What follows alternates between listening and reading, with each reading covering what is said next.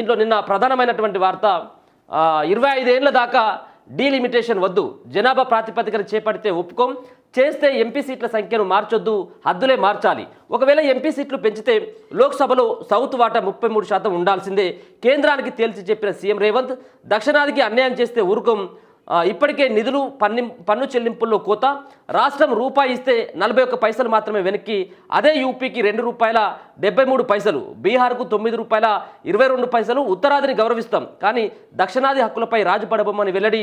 చెన్నైలో fair delimitation మొదటి JAC మీటింగ్లో ప్రసంగం. హాజరైన 4 రాష్ట్రాల సీఎంలు లీడర్లు కూడా హాజరు కావడం జరిగింది. రాష్ట్రం నుంచి మనం రూపాయి పన్ను ఇస్తే వాళ్ళు 41 పైసలు మాత్రమే ఇస్తూ ఉన్నారు, మిగతా వాళ్ళు రూపాయి ఇస్తే ₹2.73 ఇచ్చినటువంటి రాష్ట్రాలు కూడా ఉన్నాయి. దాంట్లో యూపీ రాష్ట్రానికి ₹1 వాళ్ళు పన్ను కడితే ₹2.73 ఇస్తూ ఉన్నారు. ఇది ఎక్కడ న్యాయం అని చెప్పేసి అంటూ ఉన్నారు. జనాభా ప్రాతిపదికన మేము డీలిమిటేషన్లో ఎంపీ సీట్లను పెంచుతామని చెప్పేసి ఒక పక్కన ప్రస్తావిస్తున్నటువంటి దశలో తమిళనాడుకు సంబంధించినటువంటి ఒక మంత్రి అనుకుంటాను మాట్లాడుతూ కొన్ని వివాదాస్పదమైనటువంటి వ్యాఖ్యలు చేయడం జరిగింది. మేము పిల్లల గణనలో కొంత మేము నియంత్రణ పాటిస్తే దక్షిణాది రాష్ట్రాలు, ఉత్తరాది రాష్ట్రాలకు సంబంధించినటువంటి వాళ్ళేమో పందులు కన్నట్టుగా కన్నారని చెప్పేసి కొంత వివాదాస్పదమైనటువంటి వ్యాఖ్యలు. ఇది అది పెద్ద రచ్చ అవుతా ఉన్నది. ఒక మంత్రి హోదాలో ఉన్నటువంటి వ్యక్తి ఈ పిల్లలకు సంబంధించినటువంటి విషయంలో పందులతో పోల్చి ఇది అనేది సరైనటువంటి విధానం కాదని చెప్పేసి అన్నమలై లాంటి వాళ్ళందరూ కూడా రోడ్డుపైకి ఎక్కి వాళ్ళు నల్ల బట్టలు నల్ల దుస్తులు ధరించి వాళ్ళు నిరసన వ్యక్తం చేస్తున్నటువంటి పరిస్థితి కనబడతా ఉంది. ఏదేమైనప్పుడు కూడా జనాభా ప్రాతిపదికన చేయకూడదని చెప్పేసి దక్షిణాది రాష్ట్రాలకు సంబంధించినటువంటి అన్ని పార్టీల నేతలు, ఒక బీజేపీ మినహాయిస్తే మిగతా సంబంధించినటువంటి అన్ని పార్టీలు కూడా ఇది వద్దు అని చెప్పేసి కూడా డిమాండ్ చేస్తారు. నిన్న 4 రాష్ట్రాల సీఎంలు నిన్న తమిళనాడు సీఎం అయినటువంటి ఎంకే స్టాలిన్ నేతృత్వంలో ఏర్పాటు చేసినటువంటి సమావేశంలో పాల్గొని దీనిపైన సమాలోచనలు చేయాలి. ఇది కేవలం ఒకవేళ కనుక ఎంపీ సీట్ల సంఖ్యను కూడా మార్చొద్దు, హద్దులకి ఇట్లా మారిస్తే మారవచ్చు, కానీ ఒకవేళ ఎంపీ సీట్లు పెంచితే లోక్సభలో సౌత్ వాటా ఖచ్చితంగా 33% ఉండాల్సిందే అని చెప్పేసి వాళ్ళు డిమాండ్ చేసినటువంటి సిచ్యువేషన్ కనబడతా ఉంది. దక్షిణాది రాష్ట్రాలకు నష్టం కలిగించేలా లోక్సభ నియోజకవర్గాల పునర్విభజన డీలిమిటేషన్ చేపడితే ఊరుకోబోమని, అక్కడి ప్రజల భాగస్వామ్యంతో ఐక్యంగా పోరాడతామని కేంద్ర ప్రభుత్వానికి సీఎం రేవంత్ రెడ్డి తేల్చి చెప్పారు. జనాభా ప్రాతిపదికన ప్రోరేటా విధానంలో లోక్సభ నియోజకవర్గ సీట్లను ఎట్టి పరిస్థితుల్లో పెంచొద్దు, అలా పెంచితే దక్షిణాది రాష్ట్రాలకు తీరైన అన్యాయం జరుగుతుంది, దీన్ని సహించేది లేదు. 25 ఏళ్ల పాటు ఎంపీ సీట్ల సంఖ్యలో ఎలాంటి మార్పు చేయొద్దు, డీలిమిటేషన్ ప్రక్రియ చేపట్టాలనుకుంటే సీట్ల సంఖ్యలో మార్పు లేకుండా రాష్ట్రాల్లోని నగరాలు గ్రామాల్లోని జనాభా ఆధారంగా హద్దులు మాత్రమే మార్చాలి అని డిమాండ్ చేశారు. శనివారం చెన్నైలో తమిళనాడు సీఎం స్టాలిన్ అధ్యక్షన ఫెయిర్ డీలిమిటేషన్ మొదటి జాయింట్ యాక్షన్ కమిటీ మీటింగ్ జరిగింది.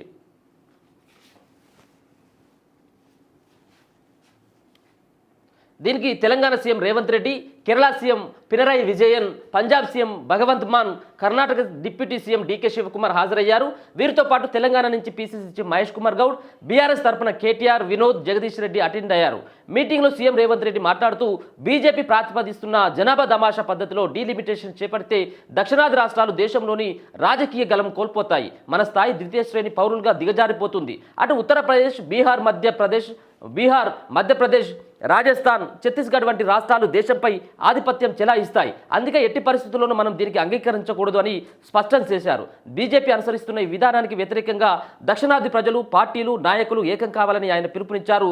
మనది ఒకే దేశం, ఉత్తరాదిని గౌరవిస్తాం, దక్షిణాది హక్కుల విషయంలో రాజీపడం, కేవలం రాజకీయ ప్రయోజనాల కోసం డీలిమిటేషన్ను అస్త్రంగా ప్రయోగించి దక్షిణాదికి నష్టం కలిగించే సహించం అని కేంద్ర ప్రభుత్వానికి స్పష్టం చేశారు.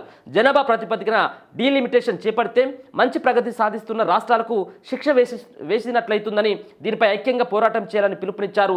ప్రస్తుతం ఉన్న లోక్సభ సీట్లలో ఎలాంటి మార్పులు చేయొద్దని, ఉన్న సీట్లతోనే పునర్విభజన ప్రక్రియ చేపట్టాలన్నారు.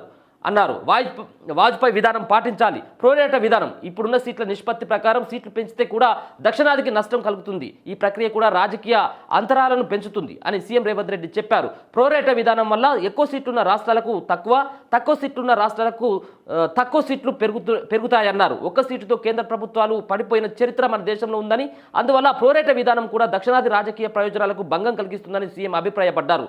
అందుకే మాజీ ప్రధాని వాజ్పేయి విధానాన్ని మోదీ పాటించాలని, మరో 25 ఏళ్ల పాటు లోక్సభ సీట్లలో ఎలాంటి మార్పులు తీసుకురావద్దని ఆయన సూచించారు. సీట్ల సంఖ్యలో మార్పు లేకుండా పునర్విభజన ప్రక్రియ చేపట్టాలని, రాష్ట్రంలోని నగరాలు గ్రామాల్లోని జనాభా ఆధారంగా లోక్సభ సీట్ల హద్దులను మార్పు చేయాలని సూచించారు. 1976లో ఇందిరాగాంధీ నాయకత్వంలో అప్పటి కేంద్ర ప్రభుత్వం ఉన్న సీట్లతోనే పునర్విభజన చేపట్టింది. 2021లో ప్రధాని వాజ్పేయి నేతృత్వంలో ప్రభుత్వం కూడా సీట్లలో ఎలాంటి మార్పులు లేకుండానే పునర్విభజన ప్రక్రియ చేసింది. లోక్సభ సీట్లను అదే సంఖ్యలో ఉంచుతూ ప్రధాని మోదీ ఈ పునర్విభజనను చేయగలరా అని ఆయన ప్రశ్నించారు. తాజా జనాభా లెక్కల ప్రకారం రాష్ట్రాల్లో ఎస్సీ ఎస్టీ సీట్ల సంఖ్య పెంచాలని, ప్రతి రాష్ట్రంలో మహిళలకు 33% రిజర్వేషన్ కల్పించాలని రేవంత్ రెడ్డి డిమాండ్ చేశారు. రాష్ట్రం రూపాయి ఇస్తే 41 పైసలు వెనక్కి జనాభాను సాకుగా చూపి దక్షిణాది రాష్ట్రాలకు నిధుల్లో పన్నుల్లో చెల్లింపుల్లో కేంద్ర ప్రభుత్వం కోత పెడుతున్నది. చివరికి జాతీయ ఆరోగ్య మిషన్ కేటాయింపుల్లో ఉత్తరాది రాష్ట్రాలకి 60 నుంచి 60% నిధులు ఎక్కువగా ఇస్తున్నది అని సీఎం రేవంత్ రెడ్డి అన్నారు. ప్రస్తుతం దేశం అతిపెద్ద సవాల్ను ఎదుర్కొంటుందని, బీజేపీ జనాభా జరిమానాల విధానాన్ని కొనసాగిస్తున్నది. 1971లో జనాభాను నియంత్రించాలని దేశం నిర్ణయం తీసుకున్నప్పటికీ నుంచి దక్షిణాది రాష్ట్రాలు అన్ని అమలు చేస్తే ఉత్తరాదిలోని పెద్ద రాష్ట్రాలు జనాభా నియంత్రణలో విఫలమయ్యాయి. దక్షిణాది రాష్ట్రాలన్నీ వేగంగా ఆర్థిక వృద్ధిని సాధించాయి. జీడిపి, తలసరి ఆదాయం, వేగంగా ఉద్యోగ కల్పన, మెరుగైన మౌలిక వసతుల కల్పన, సుపరిపాలన, సంక్షేమ కార్యక్రమాల నిర్వహణలో మంచి ప్రగతిని సాధించాయి. దేశ ఖజానాకు మనం పెద్ద మొత్తంలో నిధులు ఇస్తూ తక్కువ మొత్తాన్ని పొందుతున్నాం. తమిళనాడు పన్నుల రూపంలో కేంద్రానికి రూపాయి చెల్లిస్తే కేవలం 29 పైసలు వెనక్కి వస్తున్నాయి. కానీ ఉత్తరప్రదేశ్ మాత్రం రూపాయికి ₹2.73 వెనక్కి తీసుకుంటున్నది. బీహార్ ఏకంగా తాను చెల్లించే ప్రతి రూపాయికి ₹9.22 వెనక్కి తీసుకుంటున్నది. అదే కర్ణాటకకు కేవలం 14 పైసలు, తెలంగాణకు 41 పైసలు, కేరళకు 42 పైసలే కేంద్రం వెనక్కిస్తున్నది. మధ్యప్రదేశ్ రూపాయి ఇస్తే ₹2.79 తీసుకెళ్తున్నది. ఇది అన్యాయం కాదా అని ప్రశ్నించారు. ఇక జనాభా నియంత్రణను పాటించినందుకే శిక్ష వేస్తారా? తెలంగాణలోని మల్కాజిగిరి ఎంపీగా నేను పనిచేశాను. అది ప్రపంచంలోనే అతిపెద్ద నియోజకవర్గం. అక్కడ మొత్తం జనాభా 45 లక్షలైతే ఓటర్లు 32 లక్షలు. అందుకే ఈ సమస్యను నేను పూర్తిగా అర్థం చేసుకోగలను. పార్లమెంటు దేశానికి విధానపరమైన శాసనాలను రూపొందిస్తుందే తప్ప ప్రజలకు అవసరమైన చిన్న చిన్న సమస్యలపై నిర్ణయాలు చేయదు. ప్రజలకు సంబంధించిన ముఖ్యమైన సమస్యలు స్థానిక సంస్థలు, రాష్ట్రాలు, శాసనసభ నియోజకవర్గాల పరిధిలోనే పరిష్కారం అవుతాయి. అందువల్ల జనాభా ప్రాతిపదికన నియోజకవర్గాల పునర్విభజన అవసరం లేదు అని సీఎం రేవంత్ రెడ్డి స్పష్టం చేశారు. జనాభా నియంత్రణ పాటించినందుకే దక్షిణాది రాష్ట్రాలను అభినందించాలి కానీ జనాభా ప్రాతిపదిక డీలిమిటేషన్ చేపట్టి శిక్షిస్తే సహించం. అలాంటి ఆలోచనకు కేంద్రం స్వస్తి పలకాలి. దేశ నిర్మాణంలో 1975 నుంచి 2025 వరకు 50 ఏళ్ల పాటు దక్షిణాది రాష్ట్రాలు అందించిన సేవలకు అభినందించాలి. అందుకోసం వెనక్కి కొంత చెల్లించాలి అని అన్నారు. దేశంలోని ఇతర రాష్ట్రాలతో సంబంధం లేకుండా చిన్న రాష్ట్రాలు, ఈశాన్య రాష్ట్రాలు, కేంద్ర పాలిత ప్రాంతాల్లో ఎంపీ సీట్లను ఏర్పాటు చేసినట్లే దక్షిణాదికి అవకాశం ఇవ్వాలి ప్రతిపాదించారు. మంచి ప్రగతి సాధించిన దక్షిణాది రాష్ట్రాలకు పార్లమెంటు సీట్లను మంచి వాటా ఇవ్వడం ద్వారా ఇతర రాష్ట్రాలు ఆర్థిక వృద్ధి, సుపరిపాలనపై దృష్టి పెట్టేలా చేయాలని చెప్పేసి ఆయనే సూచించడం జరిగింది. సో మొత్తానికైతే మాత్రం వాళ్ళు రాష్ట్రాలు మనం పన్ను చెల్లిస్తున్నటువంటి దాంట్లో మనకు ఎంత వెనక్కి వస్తుంది, మనం ఎంత చెల్లిస్తున్నటువంటి దాంతో పాటు డీలిమిటేషన్ ద్వారా ఇబ్బందులు అయ్యేటువంటి అవకాశం ఉంటుంది. దాన్ని జనాభా దామాష ప్రకారం కనుక చేసినట్టయితే ఇబ్బందులు అవుతాయి. ఒక పక్కన గతంలో తీసుకున్నటువంటి ఏదైతే జనాభా నియంత్రించాలని చెప్పేసి 1971లో తీసుకున్నటువంటి నిర్ణయానికి అనుగుణంగా దక్షిణాది రాష్ట్రాలు ఆ కుటుంబ నియంత్రణ సంబంధించినటువంటి దాంట్లో ఒక నిర్ణయం తీసుకోవడం జరిగింది. దాని ద్వారా జనాభా సంఖ్యను మేము తగ్గించడం జరిగింది. ఇదే మాకు శాపం అయిపోయింది, ఇదే మాకు పాపం అయిపోయింది. కాబట్టి దక్షిణాది రాష్ట్రాలకి మీరు ఖచ్చితంగా కూడా న్యాయం చేకూర్చాలి. మీరు మిగతా సంబంధించిన పెద్ద రాష్ట్రాలు, ఉత్తరప్రదేశ్ లాంటి, బీహార్ లాంటి రాష్ట్రాలకేమో అధిక మొత్తంలో పన్నులు వాళ్ళు రూపాయి కడితే దరిదాపుగా ₹9 కూడా చెల్లిస్తూ ఉన్నారు. బీహార్లో వాళ్ళు ₹1 పన్ను కడితే ₹9.22 వెనక్కిస్తూ ఉన్నారు. మరి ఇదెక్కడి న్యాయం అని చెప్పేసి నిన్న వాళ్ళు మాట్లాడినటువంటి మాటలతో పాటు మరొక పక్కన దక్షిణాదిలోని అన్ని రాష్ట్రాలు, రాజకీయ పార్టీలు విభేదాలను వీడి పునర్విభజనలో మన వాటా దక్కించుకునేందుకు ఐక్యంగా పోరాడాలని సీఎం రేవంత్ రెడ్డి విజ్ఞప్తి చేశారు. డీలిమిటేషన్ ప్రక్రియపై తమ రాష్ట్రం అసెంబ్లీలో త్వరలోనే తీర్మానం ఆమోదిస్తామని, అదే తరహాలో మిగతా రాష్ట్రాలను చేయాలని సహచర ముఖ్యమంత్రులు, ఇతర నాయకులకు విజ్ఞప్తి చేస్తున్నారని తెలిపారు.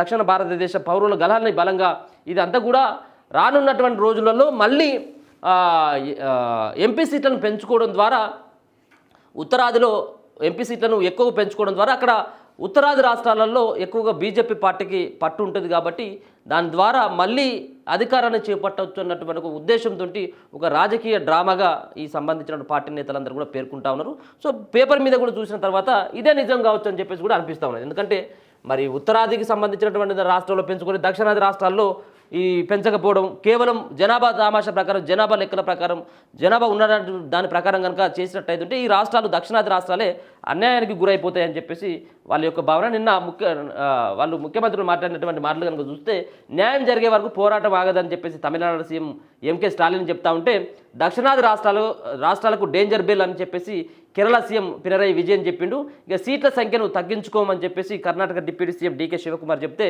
ఉత్తరాదిన సీట్లు పెరిగినా మాకు అన్యాయమే పంజాబ్ సీఎం భగవంత్ సింగ్ మాన్ ఆయన మాట్లాడుతూ ఉన్నారు. ఇక వచ్చే నెలలో హైదరాబాద్లో సదస్సు పెట్టబోతా ఉన్నారట. ఫేర్ డీలిమిటేషన్పై 2వ సదస్సును వచ్చే నెలలో హైదరాబాద్లో నిర్వహిస్తామని మీటింగ్లో సీఎం రేవంత్ రెడ్డి కోరారు. మన పోరాటాన్ని ఏ విధంగా ముందుకు తీసుకువెళ్దామనే విషయాన్ని ఆ సదస్సులో చర్చిద్దాం. పునర్విభజనతో నష్టపోయే రాష్ట్రాల హక్కుల రక్షణకు భారీ బహిరంగ సభను నేను ఏర్పాటు చేస్తానని చెప్పారు. దక్షిణాది భారతదేశానికి చెందిన అన్నదమ్ములు అక్క చెల్లెలంతా మన హక్కుల రక్షణకు కలిసి రావాలని విజ్ఞప్తి చేశారు. జాతీయ స్థాయిలో సమన్వయం కార్యాచరణ కోసం ఢిల్లీలో కార్యాలయం ఏర్పాటు చేస్తున్నట్టు చెప్పారు. నియోజకవర్గాల పునర్విభజనపై అందరినీ ఏకతాటిపైకి తెచ్చిన తమిళనాడు సీఎం స్టాలిన్కు ప్రత్యేక అభినందనలు తెలియజేస్తున్నట్లు నిన్న ముఖ్యమంత్రి రేవంత్ రెడ్డి పేర్కొనడం జరిగింది. మరి ఇది ఎంతవరకు ముంగడబడుతుంది, వీళ్ళ యొక్క విజ్ఞప్తులను కేంద్రం ఏమన్నా పరిగణలోకి తీసుకుంటుందా లేదా? సో అంతిమంగా ఎవరికైనా కానీ రాజ్యాధికారం ధ్యేయంగా వాళ్ళ యొక్క పరిపాలన ఉంటుంది, వాళ్ళ యొక్క మాటలు ఉంటాయి, వాళ్ళ యొక్క నిర్ణయాలు ఉంటాయి. కాబట్టి ఒక పక్కన బీజేపీ దాదాపుగా 18-19 రాష్ట్రాలలో అధికారంలో ఉన్నటువంటి దశలో మరి వీళ్ళు చెప్పినటువంటి 3-4 ముఖ్యమంత్రులు చేసినటువంటి విజ్ఞప్తుల మేరకు, ముఖ్యంగా దక్షిణాది రాష్ట్రాలకు చెందినటువంటి వీళ్ళు మరి ఆ విజ్ఞప్తులను మరి కేంద్రం ఏ విధంగా పరిగణలోకి తీసుకుంటుంది అనేది ఇది పెద్ద ప్రశ్నగానే చూసుకోవచ్చు. దీనిపైన రాష్ట్రంలో ఉన్నటువంటి బీజేపీ పార్టీకి సంబంధించిన నేతలు అయితే ఎవరు కూడా ఏం మాట్లాడట్లేదు. కేవలం తెలంగాణే కాదు, దక్షిణాది రాష్ట్రాల్లో ఉన్నటువంటి ఏ బీజేపీ నేత కూడా దీనిపైన స్పందిస్తున్నటువంటి పరిస్థితి కనబడలేదు. కానీ ఇది రానున్నటువంటి రోజులలో కొంత పెద్ద ఇబ్బందిగా మారేటువంటి అవకాశం కూడా కనబడతా ఉంది. ఇప్పుడే మనం దీనిపైన మాట్లాడాలి, ఇప్పుడు మాట్లాడకపోతే చరిత్ర క్షమించదు అని చెప్పేసి కూడా మరి నిన్న కేటీఆర్ కూడా మాట్లాడడం జరిగింది. డీలిమిటేషన్ విధానంలో దక్షిణాది రాష్ట్రాల భవిష్యత్తుకు నాశనం అవుతుందని చెప్పేసి కేటీఆర్ మాట్లాడుతూ ఉన్నాడు. ఇది నిజంగా కూడా కేటీఆర్ కూడా మాట్లాడినటువంటి మాటలలో వాస్తవం ఉన్నది. ఇప్పుడు మాట్లాడకపోయినట్టయితే డీలిమిటేషన్ అయిపోయిన తర్వాత మరి నియోజకవర్గాల ఏదైతే ఎంపీ సీట్లకు సంబంధించినటువంటి ఆ సీట్ల పెరుగుదల అయిపోయిన తర్వాత మాట్లాడే ఏం లాభం ఉండదు. కాబట్టి ఇప్పుడే మనం వాళ్ళు నిర్ణయం తీసుకుంటున్నారని చెప్పేసి తెలియడంతో మాట్లాడితే కొంత ఉపయోగకరంగా ఉంటుందనేది కూడా కేటీఆర్ నిన్న మాట్లాడడం జరిగింది. ఇది ప్రధానమైనటువంటి వార్తగా అన్ని పేపర్లు కూడా ఇదే వార్తని కవర్ చేయడం జరిగింది.